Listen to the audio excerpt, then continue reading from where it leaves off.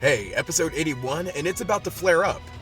Our group makes it to the top of a majestic cliff, which kinda just looks like the rest of Anime Area Zero, except they reach the satellite where Paradox Entei was spotted. The explorers are keeping an eye on them, but don't really do much else. They're likely just around to set up for a bigger role next episode. Demon Jiggly also has an attention-seeking rivalry with Glalie, similar to Kilowattrel and Cockalore. A shadow passes overhead and it's the signal. Immediately the crew is confronted by Gouging Fire and the Flaming Flesh. Unlike the unfamiliarity of the last beast, Pogogo's eager to see this one. The crew acknowledges this Pokemon is different than the one they met in Johto. Design-wise, it's sweet how the spikes on its skull look like a crown, makes Gouging Fire feel royal. After all, the Styracosaurus was spiky too. The fire-tinted wings make it feel otherworldly, the way Paradox Pokemon should, while honoring that dual dragon typing. Pogogo resonating with it shows it truly is Lucius's, not playing games this time. I admire the staff's earnest effort in making this a surprise. Hiding it in the opening, changing it in the flashback, teasing us with a normal Entei. Now, the Paradox from the past has arrived. They continue to contrast the last Entei match by having this big reunion with the others. You'd almost wonder if a battle was even necessary, but the other heroes only appeared for assurance. Liko states her case to GF, not Game Freak, which seems brave considering this new beast in front of her.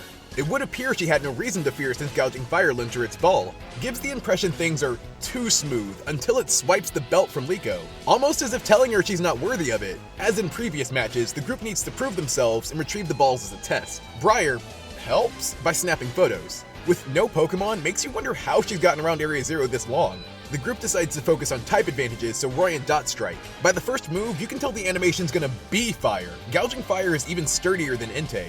Makes sense it should be more formidable being trained as opposed to wild. Florigato having no place in this battle highlights how I wish they trained their second Mons. Flori's out here getting singed from the radiating heat while Hatter rots away. Free tosses Dot a burn heal, and I believe it's the first one to be used mid-battle. Guess he is more than just a Pokeball dispatcher. Dot's also pulling her weight here, directing the others on a strategy against Gouging Fire, where they wait for an opening. Liko shined with Gita, maybe Roy will do the same against Rayquaza. I do feel the kids have been battling too much as a unit, can easily get stale, especially when they don't switch up their Pokemon either. Typically, it's compensated for by having the battles look incredibly dynamic and vibrant, including that swanky Dragon Pulse. Eventually, Briar drops that GF is a Paradox Pokemon, the first one the kids have encountered and been made aware of. It does come up how this Entei differs from the one Ristle portrayed. Back then, Paradox Pokemon were still being studied. The only name Gouging Fire had was Entei, just as Ristle described it. It seems like that flashback was more for the benefit of the audience. It is a bit convoluted, so this explanation is mostly a throwaway line. That said, I don't see how else they could have made it work, so I'm just gonna appreciate the attempt at subversion. As Freed looks to Dot for advice, I wonder if he's also testing her or if he sincerely values her as a strategist. Even if her tactics have yet to come to fruition, they're putting a lot of stock in her.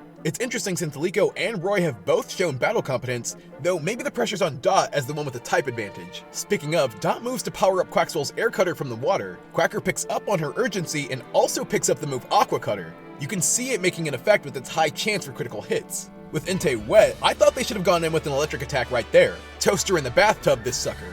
Not yet, but its moist body still gets weakened enough to start feeling their attacks.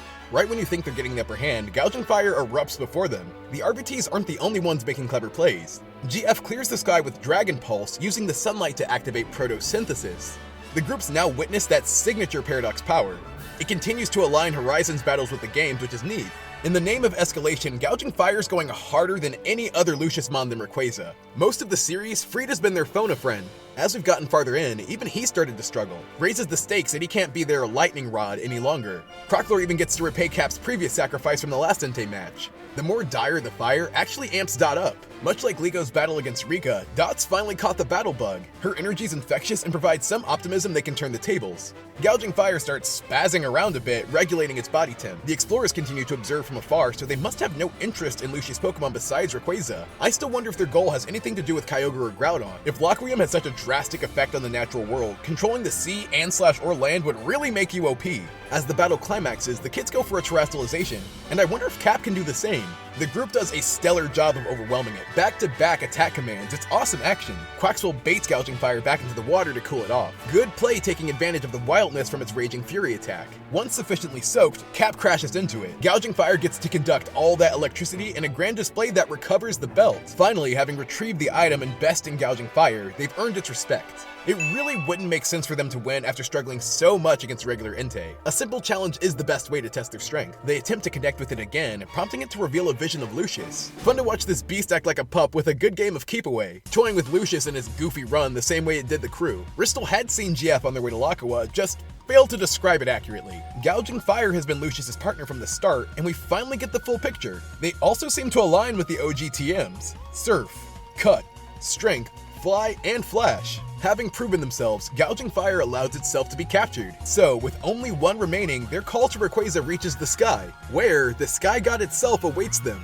What a great episode that looks even better. For starters, we have animators like Yuhei Takaboshi back. I can imagine him getting that call, "Hey Yuhei, more legendaries and fire for ya," as well as other fire veterans from the OG series like Izumi Shimura. Horizons does a fantastic job of keeping powers balanced. Going up against Gouging Fire with mid-stage evolutions is a choice. Knowing how unrealistic it would be to win, they take a different route. Though, it makes me wonder how they'll fare against Rayquaza. This is their third fight against it, so likely the last, and they've yet to beat a single Luciusmon. Perhaps they'll just have to prove themselves again. That said, Rayquaza in particular is Roy's dream, though it connects to Lico's ancestor. I'd be intrigued to see an internal fight between them over who gets to make the catch. Honestly, I hope it goes to Roy. They can reach Lucius without Rayquaza in Lico's specific possession, unless Coral and Onyx snatch the rug from under them, but with just these two, I think they'll only be around to spectate. Either way, next episode looks even more hype. This one, I'd give a high B.